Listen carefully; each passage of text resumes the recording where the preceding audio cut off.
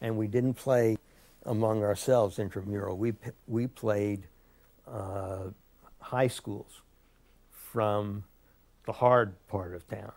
And so I don't know. We played somebody from Trenton or whatever it was, these huge guys, and I was given the position of left tackle, of all things. You know, I'm supposed to get in there and tackle. Well, I was fast, so they figured, okay, I could get around. And of course, the guy who's opposite me is the defensive tackle, and he's as big as Oscar. So, well, what do you do with somebody who's that big and he doesn't want to let you through? Well, first off, you try and knee him, but the kneeing doesn't work because he's got a cuff. So the next thing you do is you pick up a handful of dirt, and when they say hike, you throw it in his face. And then you're able, you know, to be a tackle and get in there. And that, of course, infuriated him, so he decided to get even with me. So the next time they said hike, he hit me so hard, he dislocated my shoulder, and he sent me off, you know.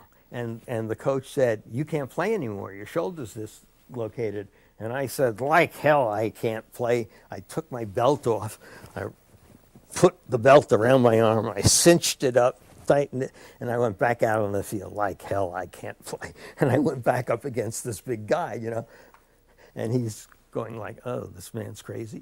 So we didn't have too much trouble from him anymore, and we lost, but that didn't make any difference, you know. And I got to play as rough as I wanted to. Okay, so now we're back in. I flunked out of Harvard. I wrecked my car. I'm back up into the surgical adhesive tape factory, and I'm put on the assembly line. Well, that was the most ridiculous thing in the world. I had taken industrial management as my major and time and study as the major within that major. And so I was timing out how fast people could stick adhesive tapes into these boxes and all. You know, I couldn't get my head around, you know, working on a conveyor belt. So they said, okay, you're obviously no good for that, so we'll give you some other jobs. So then they had me what's called slugging cases, which is taking these great big cases of adhesive strips and adhesive tape and loading a truck with them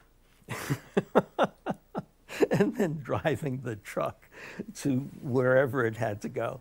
I couldn't drive a truck. I was the lousiest driver in the world. When I got that convertible the first time, the very first thing that I did to it is I opened the door and I backed up against some stairs and ripped the door off. So I'm a very, very, very bad driver, as everybody will tell you. And I don't drive anymore because of that. I gave up driving on my own. But so here I am doing this driving. They figured out very quickly, okay, he may be strong, but he's not a driver. So then they had me sterilizing the tapes.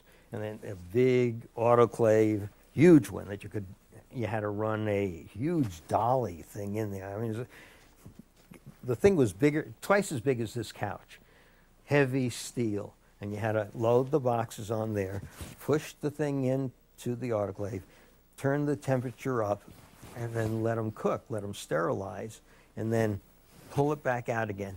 Well, after they've been in there for a while, all that metal becomes very, very hot.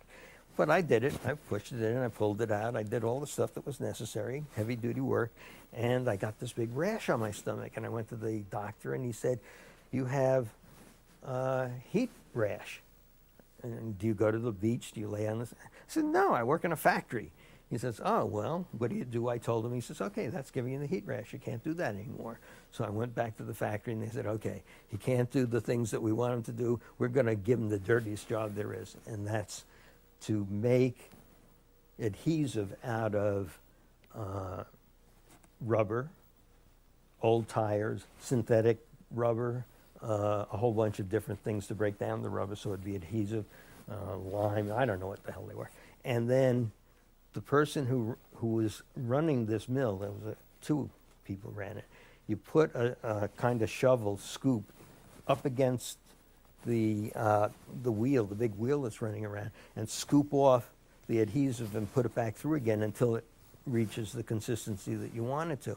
Well, I pulled it off and then when I put it back, I didn't put it back where it was supposed to be. So I stuck my hand out there, and I, of course, wore gloves, but I stuck my hand out, and the adhesive grabbed the glove, grabbed my hand, and it was pulling me in. Luckily, the guy I was with was, smart enough. He pulled the ripcord and got my hand out of there, or I would have been called lefty, or maybe righty, because some people are sarcastic about those things.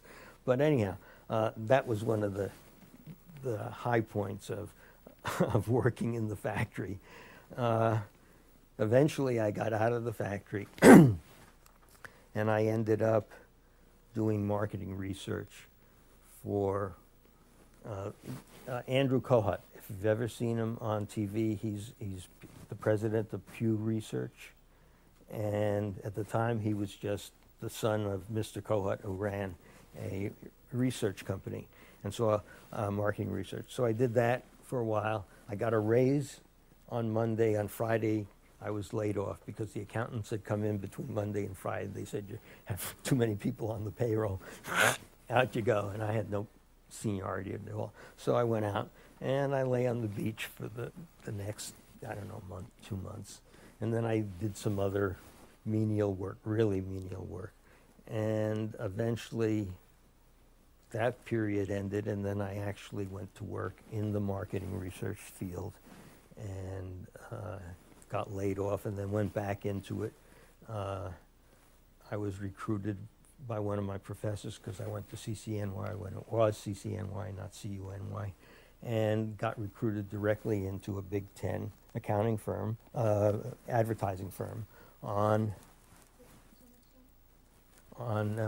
Madison Avenue, Dancer Fitzgerald Sample, DFS. DFS is still in existence. Lots and lots of other of those old firms are not, because they got merged and taken over by Brits and so forth. But DFS is still around. I worked there for, I guess, about a year and a half or so. And then I decided this was ridiculous. I didn't care for this at all. And by that time I had found the Village, and I was bumming around in the Village. And I had read Jack Kerouac's book, On the Road, which I still have. And I knew that, this stuff in corporate America is ridiculous. So I got myself on a boat that took me to England, and then another boat that took me over to France. And then I got a car in France, a little Citroën, the 4 Chevaux. This was before the Volkswagen, and it had 4 cylinders, but it was smaller than the Volkswagen on the outside, bigger on the inside. So I took that thing, and I drove all around Europe and France and lots of stuff. I went to the World's Fair in '68. I ended up down in Italy and Rome.